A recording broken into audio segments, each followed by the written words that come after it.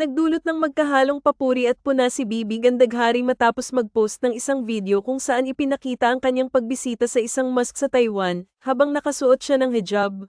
Sa video na ibinahagi ni Bibi sa kanyang Instagram, makikita siyang pumapasok sa mosque at kasunod nito ay sumama sa kanya ang kanyang kapatid na si aktor Senador Robin Padilla.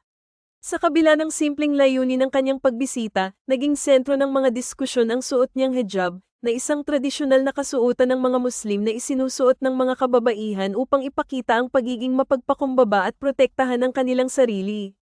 Ilan sa mga netizens ang nagbigay ng negatibong reaksyon sa ginawa ni Bibi, partikular sa paggamit niya ng hijab. Ayon sa isang komento, kailanman ay hindi ipinahintulot sa Islam ang pagsuot ng lalaki ng pambabaeng kasuotan upang pumasok sa mosque, na nagpapakita ng pagkadismaya sa hindi tamang interpretasyon ng ilan sa tradisyon at relihiyon ng Islam. Gayunpaman, may mga nagsalita na nagsasabing mas mainam na tingnan ang buong konteksto ng sitwasyon.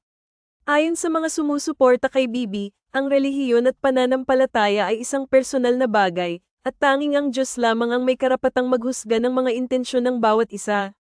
Isang netizen ang nagsabi, ang Allah ang higit na may alam, ang tanging nakakakita sa totoong intensyon ng ating mga puso, na nagpapakita ng pananaw na hindi dapat magmadali ang ibang tao sa pagpapalagay ng layunin ng bawat isa.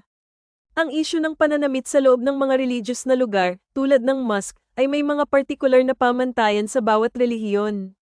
Ngunit sa kabila ng mga kontrobersya, ang video ni Bibi Gandaghari ay nagpapakita ng kanyang sinseridad na maunawaan at respetuhin ang kultura at relihiyon ng ibang tao, na isang hakbang na itinuturing ng ilan bilang pagpapakita ng respeto sa mga hindi katulad niyang relihiyon. Ang mga reaksyong ito ay nagbigay diin sa mas malalim na usapin tungkol sa pagpapahalaga at respeto sa mga relihiyosong tradisyon, pati na rin sa pagkakaintindihan sa pagitan ng iba't ibang kultura.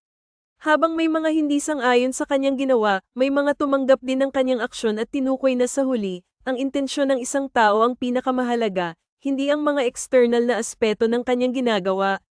Sa kabila ng mga komento, naging pagkakataon ito para mapag-usapan ang kahalagahan ng pagkakaroon ng respeto sa pananampalataya at mga tradisyon ng iba, pati na rin ang tamang paraan ng pagpapahayag ng pagkakaintindi at pagpapahalaga sa mga relihiyosong gawain.